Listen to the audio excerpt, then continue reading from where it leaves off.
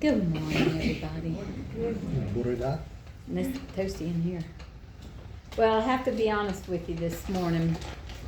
When I centered down this week to discern the message for today, I was inundated with so much information, I finally had to mind map it, if anybody's a mind mapper. And I've decided it's going to take us a month of Sundays to go through all of what I have to go through. And the main theme I figured out is this idea of cultivating and nurturing well-being. But the strange and inexplicable subtitle I was given is The Year of Jubilee. I'm just going to put that out there. Because if you're like me, a celebratory year seems like the most impossible likelihood for 2025. It's my hope, and I imagine, is that we will grow in understanding and maybe even enjoy Jubilee as we wade through what cultivating and nurturing well-being looks like over these next weeks and months and year. I'd like to start us off with some readings that will serve as a backdrop for today and future exploration. And they all come from the Judeo-Christian Gospels. That's a conversation. At a time when Jesus was well into his ministry. The first one is Luke 4. When Jesus came to Nazareth, where he was brought up, he went to the synagogue on the Sabbath day, as was his custom. Jesus went to church. He stood up to read, and the scroll of the prophet Isaiah was handed to him. He unrolled the scroll and found the place where it was written, "The Spirit of the Lord is upon me, because the Lord has anointed me to bring good news to the poor. God has sent me to proclaim release to the captives and recovery of sight to the blind, to free those who are oppressed, and to proclaim the year of the Lord's favor, the year of Jubilee." Then jumping to Mark 11. Then Jesus and the disciples came to Jerusalem, and Jesus entered the temple and began driving out those who were selling and those who were buying in the temple. And he overturned the tables of the money changers and the seats of those selling doves. What a lot of metaphors in that. He was teaching and saying, "Is it not written, my house shall be called a house of prayer for all nations, but you have made it a den of thieves." Then jumping to Matthew 14. Immediately Jesus made the disciples get into the boat and go on ahead to the other side of the lake while he dismissed the crowds. After he dismissed the crowds, he went up the mountain by himself to pray. And then from Matthew 27, a peppering of verses from that chapter. Now Jesus stood before the governor, and the governor Pilate asked him, "Are you the king of the Jews?" And Jesus said, "You say so." But when Jesus was accused by the chief priests and the elders, he didn't answer. And then Pilate said to him, "Do you not hear how many accusations they make against you?" But Jesus gave him no answer, not even a single charge, so that Pilate was greatly amazed. So when Pilate saw that there was nothing he could do to save Jesus, but rather that a riot was beginning to form, he took some water, washed his hands before the crowd, and said, "I am innocent of this man's blood." He released Barabbas for them, and after flogging Jesus, handed him over to be crucified.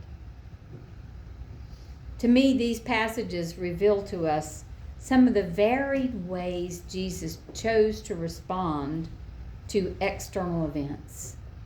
He was confident, angry, prayerful, and even silent in the face of his own death. And I feel like they are a guide to us in the weeks ahead as we explore the facets of well-being and the seemingly impossible idea of a year of Jubilee. So a couple of weeks ago, y'all may remember, Kim Williams brought the message to Winston-Salem meeting. And although most of us know Kim, he started out by introducing himself, which I thought, I've always assumed that everyone here knows everyone fairly well. But then I realized it's more likely that some of us know something of others, but not all of us know everything. So I'd like to follow Kim's example and weave snippets of my own biography into today's message. In the past, I've shared with you that I was born and raised in High Point, down the road a piece. My people have been here since I don't even remember, maybe the 1600s. I'm the fourth kid of 5 and the second of a pair of twins. And from the age of 5, oddly enough, I was given significant religious freedom. And so I raised myself a Baptist, since Oakview Baptist was where the church that my neighbors attended, and they took me with them. Not to also add that my ancestors for 4 generations were Primitive Baptist elders. So it felt natural.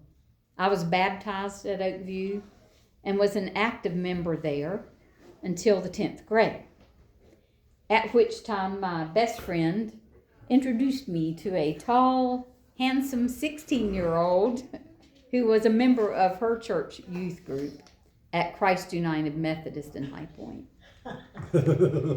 Twitter-pated that I was, I soon transferred to their church, and I remained there until my mid-30s. Christ Church was where I was married the first time, and where both my children were baptized. But while I was there, on my 30th birthday, I decided to begin examining all my religious beliefs and practices to decide if they were still authentic to me or if I'd just been going along with what I had been taught for 30 years. I started with one foundational question. Is there really a God?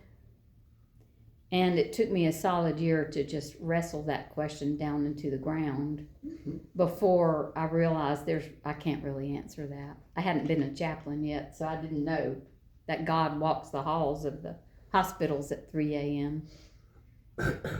It's quite likely that I was compelled to do this because I came of age during under the pall, to me, of the Vietnam War. My male friends were too young to be drafted, but I saw older family members, neighbors, friends being shipped off to a war that was considered by many to be futile and beyond American democracy. Some of those young men did not return, and the ones who did were not the same bright-eyed, hopeful youth that had left to go to war. Every night, the evening news included frighteningly graphic scenes of guerrilla warfare and napalm attacks, plus a daily body count. Yeah. And these were not couched in terms of troops as they do today. They were humanized exactly for what it was, dead bodies. Nationally, the number of peaceful and violent protests grew as the war raged on.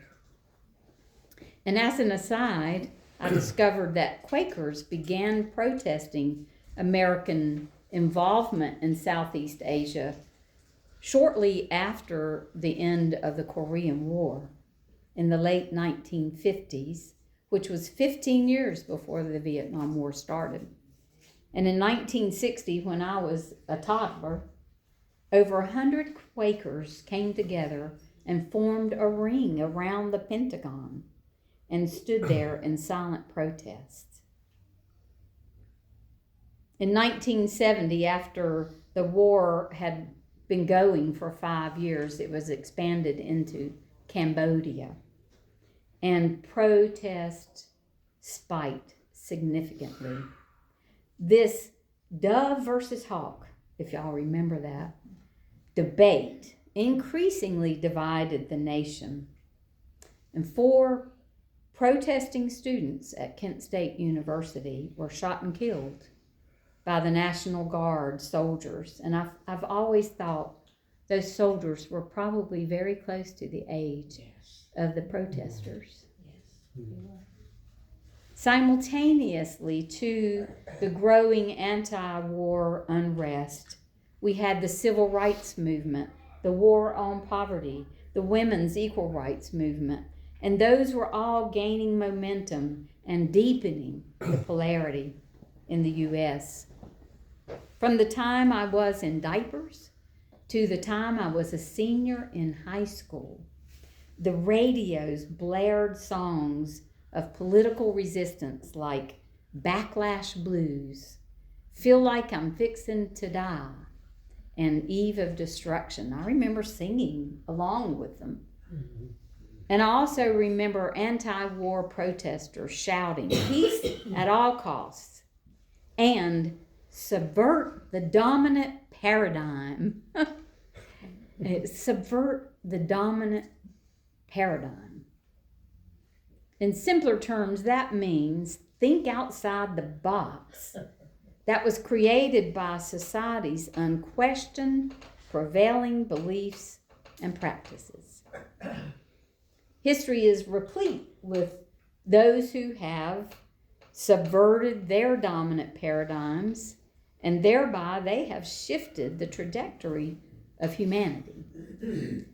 Newton's law of gravity wasn't only groundbreaking, it changed the way scientific research was done for centuries. 200 years later, Einstein's theories of relativity upended Newtonian physics, paving the way for modern quantum physics. And they expanded our understanding of how the universe works. Later in the 20th century, Nelson Mandela spent 27 years in prison for peacefully resisting the dominant whites-only government of South Africa. He was elected its president a mere 4 years after his release and pardon. The prominence of rebellion against status quo shaped my worldview as I matured. Growing up in trauma, growing up surrounded by trauma, I learned to resist blind obedience and to question everything. To be honest, I've always said I don't make a quick or easy disciple. I question first. Another strong influence that motivated me to be careful and deliberate about do my beliefs match who I am is that my life has been guided more by way closing. You'll have to look that up if you're not a Quaker. Way closing instead of way opening. I've had so many switchbacks and shocking electrical bolts in my life that I've always said it feels like I was born over an ever-shifting tectonic plate. And then thirdly, maybe My Quaker ancestors who trekked from England ahead of William Penn to the land of the Delaware Indian tribe, the people who made their way south to become founding members of Cane Creek Meeting and later New Garden and Deep River meetings. Just maybe the genes of these determined, defiant folks also influence my penchant to challenge the dominant paradigm, to explore different points of view until I come round right to what is true to my spirit. And it's likely that the combination of all of this led me to a career in change management and later into ministry. I'd venture that most, if not all of us, have faced our own outdated beliefs and practices and consciously chosen to strip away what no longer feeds our spirits. I strongly believe that this is what we are being called to do in 2025. I don't know the superlative to the word unprecedented. Haven't we heard that endlessly? So is it unprecedented-der, or more unprecedented, or unparalleled? Whatever the descriptor is, we are moving rapidly into an unimaginable, disorienting period of radical transformation, which, is no surprise that it's the Chinese New Year of the wooden snake. A snake loses its sight when it sheds its skin. So it's disoriented, as is shedding old skin. And we are doing the same. We are getting rid of our skins that restrict our ability to grow and expand. We are losing outgrown truths that have withered and died and are ready for reshaping and rebirth. This is true for us, I think, as individuals, as much as it's true for us as communities, a nation, and a world. We are facing evolutionary paradigm shifts that offer us an opportunity to be more authentic and less perfect, Judith. Thank you, Jesus. But before we roll up our sleeves and dig in, we have to solidify our foundation. Before we can cultivate and nurture well-being, we have to prioritize it. So for today, I'm only going to give you 2 essential priorities we need to start anchoring within ourselves. Radical times call for radical measures. The first priority is a consistent practice of radical self-care. That too has become a trite phrase, but I want you to commit to replenishing your spirit on a daily basis. Make a list of all the activities that you know will refill your cup, and choose some.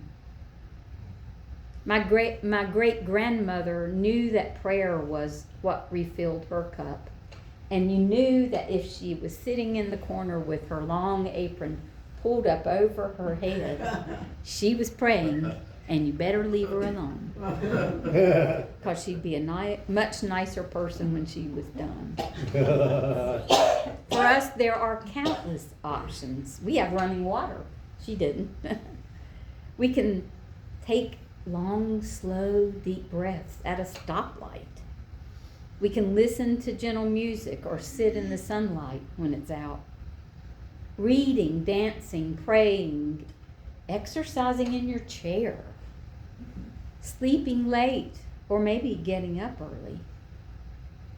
taking a soothing bath, candle gazing, crafting, meditating, yoga. It might take a chunk of the day for you to accomplish radical self-care. And I say, if it takes that, you need it. But it probably won't take that long. A few minutes here and there may be all you need to feel your spirit drop by drop. Radical self-care may also mean stopping something, like doom scrolling, or binge eating, excessive drinking, gossiping, watching the news. Only you know what will work best to connect you to peace in the present moment. And that kind of peace cannot be knocked off of you or out of you when there are external events. Maybe that's why Jesus didn't need to say anything. He was at peace. The second priority is a consistent practice of radical grace.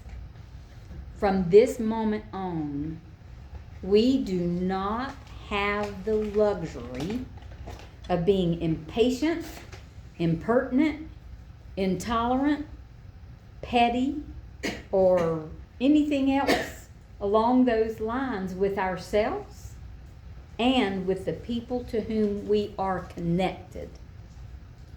Don't worry about strangers yet, but the people to whom you are connected. In this time of much bellowing and blustering, the world needs you, needs me and all of us to be especially gentle and compassionate with ourselves and with each other. You, your family, your friends, and members of every community to which you are connected will need an extra dose of grace as we all face the personal and galactic shifts that are ahead of us. To paraphrase Annie Lamott, always let grace bat last. I thought, ooh, grace as the cleanup hitter. By practicing radical self-care daily and extending radical grace to ourselves and those in our communities, we will build healthier connection and community connections. And in turn, these connections will result in healthier communities. Notice what's at play. What dominant paradigm are you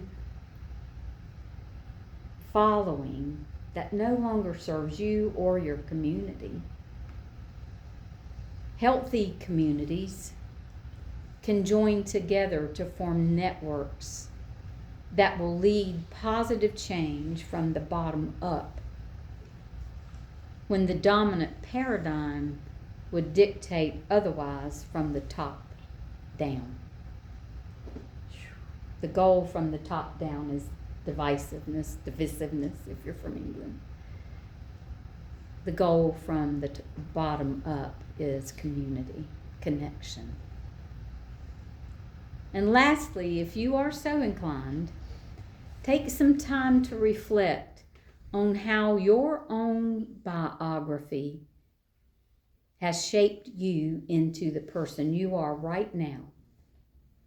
What parts of you remain true to your spirit?